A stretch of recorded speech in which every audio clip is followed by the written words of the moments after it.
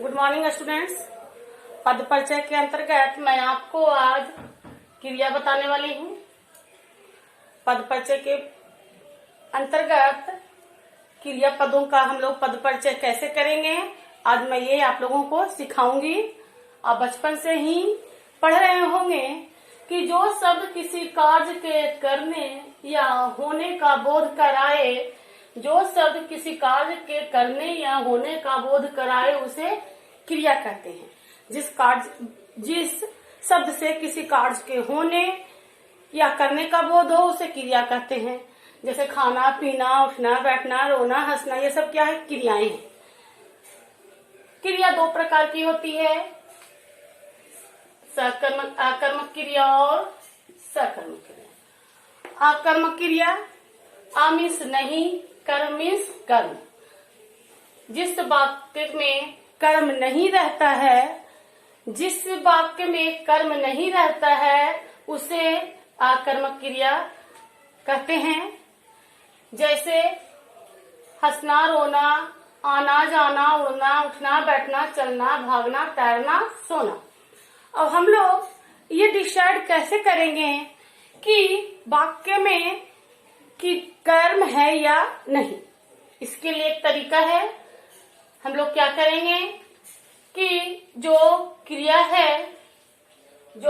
है उसके साथ क्या, किसे, किसको लगाकर प्रश्न करेंगे। अगर प्रश्न करने पर इसका सटीक उत्तर मिल जाता है तो समझ लेंगे कि यह जो क्रिया है वो आकर्मक है।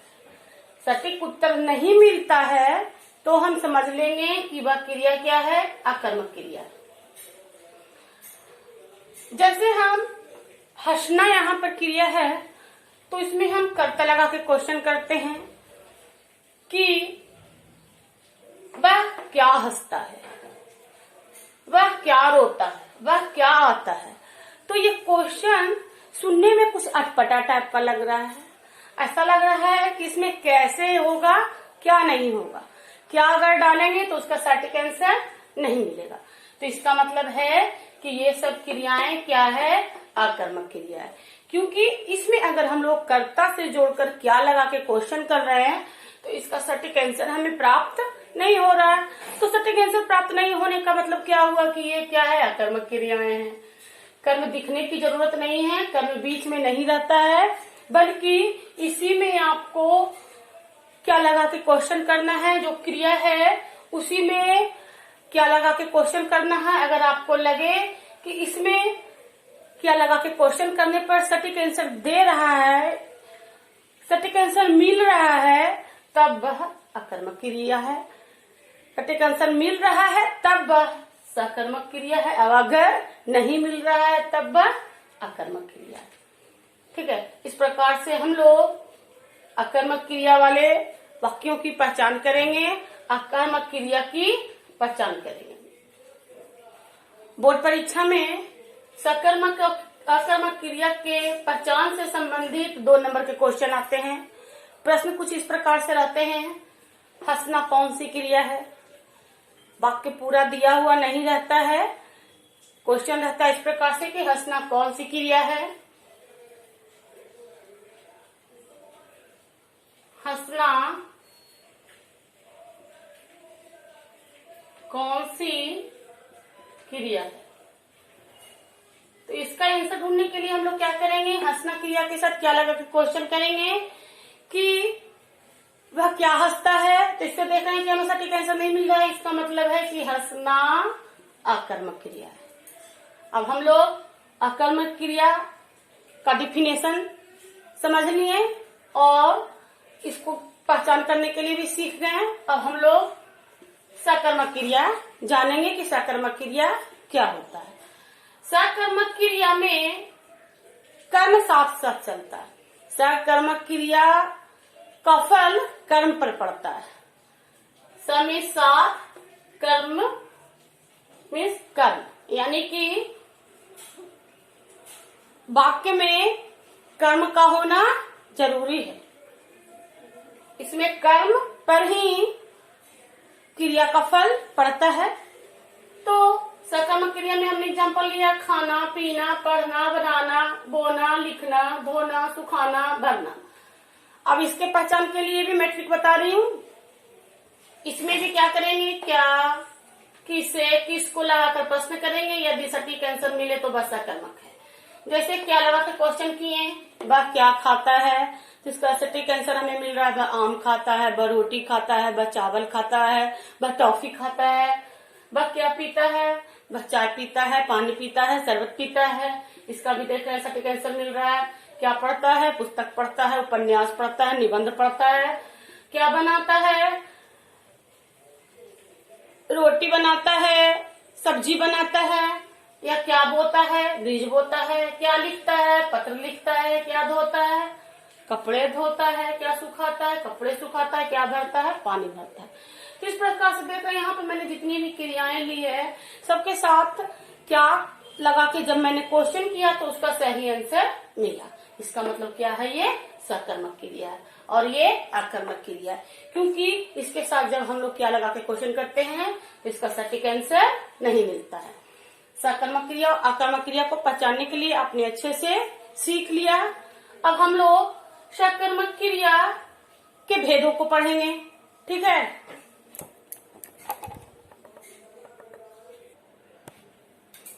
इसके बाद अब हम लोग सकर्मक क्रिया के भेद को जानेंगे। सकर्मक क्रिया के दो भेद होते हैं, एक कर्मक और द्विकर्मक। एक कर्मक और द्विकर्मक। एक कर्मक सकर्मक क्रिया वो होती है जिसमें क्रिया में एक ही कर्म की उपस्थिति हो। जिस क्रिया में एक ही कर्म की उपस्थिति होती है वह एक कर्मक सकर्मक क्रिया होती है। जिस क्रिया में एक ही कर्म की उपस्थिति होती है, जिस क्रिया में एक ही कर्म होता है उससे एक कर्मक सकर्मक क्रिया कहते हैं।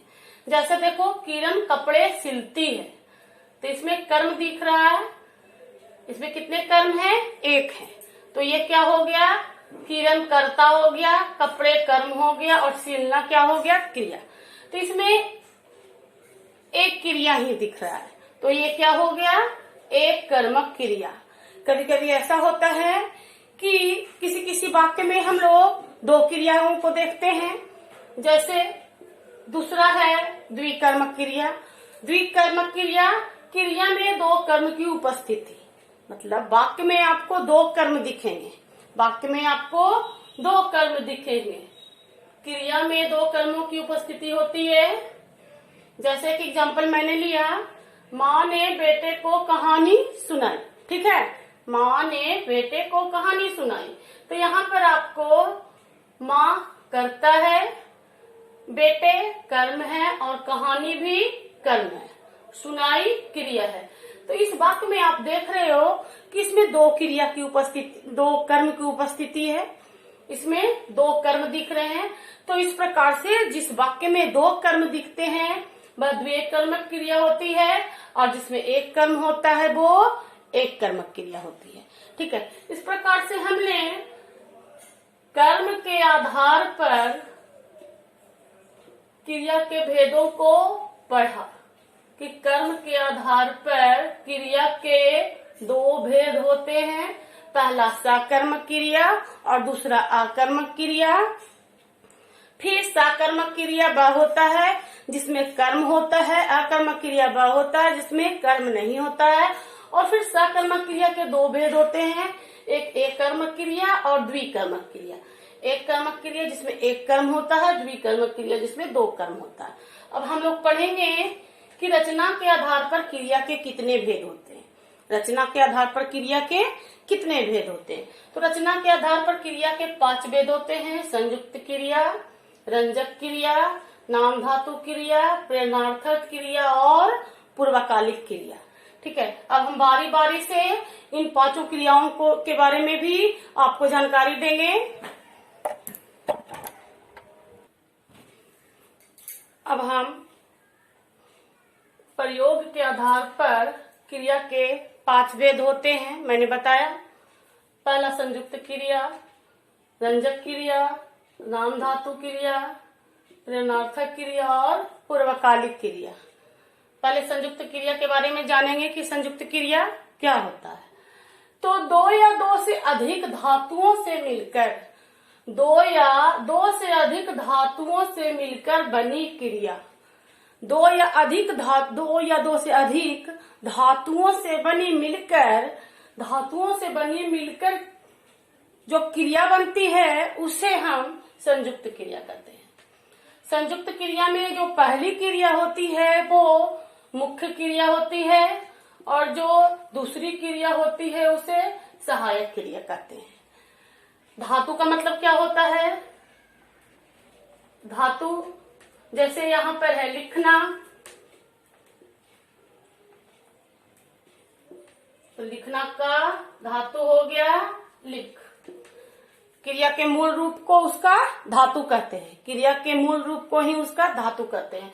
तो दो या दो से अधिक धातुओं से मिलकर बनी क्रिया संयुक्त क्रिया कहलाती है। और इसमें दो क्रिया दिखेगी आपको, वाक्य में दो क्रिया दिखेगी। पहली क्रिया को मुख्य क्रिया कहते हैं और दूसरी क्रिया को सहायक क्रिया कहते हैं। ठीक है, पहली क्रिया को मुख्य क्रिया कहते हैं और दूसरी क्रिया को सहायक क्रिया कहते हैं। जैसे हमने एक एग्जाम्पल लिया, सोनिया दवाई खा रही है। सोनिया दवाई खा रही है, तो यहाँ पर देखिए हम आपको दो क्रिया दिख रहे हैं, एक खा एक रही है। तो यहाँ पर खाना रहना दो प्रकार की धातुएं लगी हुई है, तो ये हो गया मुख्य क्रिया और ये हो गया सहायक क्रिया। खाना हो गया मुख्य क्रिया और रही है हो गया क्या? सहायक क्रिया। इस प्रकार देख रहे हैं कि वाक्य के निर्माण में संयुक्त क्रिया का प्रयोग हुआ है, दो क्रिया का प्रयोग हुआ है और पहली क्रिया है जो मुख्य क्रिया कहलाती है और दूसरी क्रिया सहायक क्रिया कहलाती है। एक और एग्जांपल हम देखते हैं, हर्ष पिताजी बुला रहे हैं। हर्ष पिताजी बुला रहे हैं, तो यहाँ पर पहली क्रिया है बुलाना और दूसरी क्रिया है रहना। तो बुलाना मुख्य क्रिया और रहना सहायक क्रिया। इस प्रकार से संयुक्त क्रिया में आपको दो क्रियाएं दिखेगी। संयुक्त क्रिया में आपको दो क्रियाएं दिखेगी, पहली मुख्य क्रिया होगा और दूसरा सहायक क्रिया होगा। ऐसा भी क्वेश्चन बोर्ड के एग्जाम में आता है कि आपको एक वाक्य दिया हुआ रहेगा और पूछेगा क्वेश्चन कि इसमें मुख्य क्रिया कौन है, इसमें सहायक क्रिया कौन है। तो आपको इसको अंडरलाइन करके लिख देना है, मुख्य क्रिया खाना और सहायक क्रिया रहना, मुख्य क्रिया बुलाना और सहायक क्रिया रहना। इस प्रकार से संयुक्त क्रिया दो या दो से अधिक धातुओं से मिलकर बनती है। ठीक है, दो या दो से अधिक क्रिया के धातुओं को मिलकर बनती है, यह है संयुक्त क्रिया। उसके बाद दूसरी क्रिया का प्रकार है रंजक क्रिया, या इसको सहायक क्रिया भी कहते हैं। रंजक क्रिया, सहायक क्रिया। जब कोई क्रिया मुख्य क्रिया के साथ जुड़कर, जब कोई क्रिया मुख्य क्रिया के साथ जुड़कर अपना अर्थ खो देती है, जब कोई क्रिया मुख्य क्रिया के साथ जुड़कर अपना अर्थ खो देती है और मुख्य क्रिया के अर्थ में विशेषता लाने का कार्य करती है। जब कोई क्रिया मुख्य क्रिया के साथ जुड़कर अपना अर्थ खो देती है और मुख्य क्रिया के अर्थ में विशेषता लाने का कार्य करती है, तब वह रंजक क्रिया कहलाती है या सहायक क्रिया कहलाती है। वैसे भी रंजक का अर्थ होता है सजाने वाला। कहने का मतलब है कि जो मुख्य क्रिया है उसको सजाने का काम करता है कौन? रंजक क्रिया, सहायक क्रिया। एग्जाम्पल देखते हैं हम लोग, सब अंदर आ जाओ, सब अंदर आ जाओ। इसमें मुख्य क्रिया के साथ जुड़कर अपना अर्थ खो देती है। इसमें मुख्य क्रिया के साथ आ है, आ के साथ जाओ क्रिया जुड़ा हुआ है, यानी कि मुख्य क्रिया के साथ जुड़कर ये अपना अस्तित्व खो दे रही है और जाओ क्रिया की विशेषता बता रही है। आ का यहाँ पर क्या हो रहा है कि अपना अस्तित्व खत्म हो जा रहा है और जाओ की विशेषता को यह बढ़ा रही है। ठीक है, और एग्जाम्पल देखते हैं। दुकानदार सामान दिखाने लगा, दुकानदार सामान दिखाने लगा। तो यहाँ पर दिखाने और लगा दो क्रियाएं दिख रही है, ये रंजक क्रिया। ठीक है, तो इसमें भी देख रहे हैं हम लोग कि मुख्य क्रिया के साथ लगकर ये अपना क्या अस्तित्व खो दे रहा है, यानी कि मुख्य क्रिया के साथ लगकर ये अपना अस्तित्व खो दे रहा है, यानी रंजक क्रिया मुख्य क्रिया की सुंदरता को क्या करता है, बढ़ाता है। ये रंजक क्रिया, ये मुख्य क्रिया, पहले जो क्रिया आती है वो मुख्य क्रिया होती है और जो बाद में क्रिया आती है वो रंजक क्रिया होती है। और रंजक क्रिया का काम क्या है, मुख्य क्रिया की विशेषता को बढ़ाना। इस प्रकार से दो प्रकार की क्रिया मैंने पढ़ा, अब आगे भी मैं पढ़ाऊंगी। अब हम लोग क्रिया के तीसरे भेद की ओर आगे बढ़ेंगे, नाम धातु क्रिया। तो जो क्रियाएं संज्ञा, सर्वनाम, अनुकरणात्मक आदि शब्दों में प्रत्यय लगाकर बनाए जाते हैं, जो क्रियाएं संज्ञा, सर्वनाम आदि क्रियाओं में प्रत्यय लगाकर बनाए जाते हैं, उसे नाम धातु क्रियाएं कहते हैं, उसे नाम धातु क्रिया कहते हैं। जैसे फिल्म, फिल्म से फिल्माना, इसमें नाम प्रत्यय लगा दिए तो हो गया। आना प्रत्यय लगाने के बाद फिल्म से फिल्माना, लज्जा से लजाना, आप से अपनाना, मोटा से मुटियाना, ये सब क्या है, ये सब है नाम धातु क्रिया, ये सब है नाम धातु क्रिया। जैसे फिल्म है संज्ञा, इसमें आना प्रत्यय लगा दिए तो हो गया फिल्माना।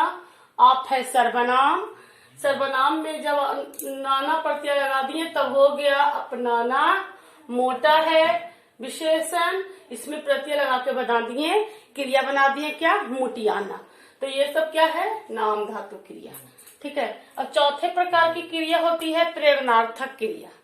चौथे प्रकार की क्रिया होती है प्रेरणार्थक क्रिया, जिसे कि हम डेली लाइफ में बहुत यूज करते हैं। इस क्रिया का हम बहुत ही यूज करते हैं जब कर्ता स्वयं कार्य न करके, जब कर्ता स्वयं कार्य न करके दूसरे को, अन्य को कार्य करने के लिए प्रेरित करता है।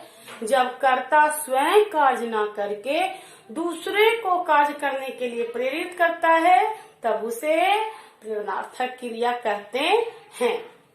एग्जाम्पल देखिए, खुशी गाय को घास खिलाती है, खुशी गाय को घास खिलाती है। तो यहाँ गाय खुद घास नहीं खा रही है, वरन खुशी गाय को घास खिला रही है, खुशी गाय को घास खाने के लिए प्रेरित कर रही है। तो ये क्या है, प्रेरणार्थक क्रिया है। प्रेरणार्थक क्रिया में प्रथम प्रेरणार्थक और द्वितीय प्रेरणार्थक दो प्रकार की क्रियाएं होती है। प्रथम प्रेरणार्थक खुशी गाय को घास खिला रही है, इसमें कर्ता है जो स्वयं क्रिया करने के लिए प्रेरित करता है। और द्वितीय प्रेरणार्थक में कर्ता दूसरों से प्रेरणा ग्रहण करके काम करता है। जैसे प्रेमा दर्जी से हेमा के कपड़े सिलवा रही है, प्रेमा दर्जी से हेमा के कपड़े सिलवा रही है। प्रेमा खुद के कपड़े नहीं सिलवा रही है बल्कि दर्जी को प्रेरित कर रही है हेमा के कपड़े सिलवाने के लिए। तो ये हो गया क्या, द्वितीय प्रेरणार्थक क्रिया। अब हम पूर्वकालिक क्रिया के बारे में पढ़ेंगे। पूर्वकालिक क्रिया मुख्य क्रिया के पहले होने वाली क्रिया को, मुख्य क्रिया के पहले होने वाली क्रिया को पूर्वकालिक क्रिया कहते हैं।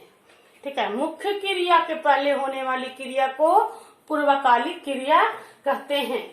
जैसे नाना जी फल खरीद कर घर लाए, नाना जी फल खरीद कर घर लाए।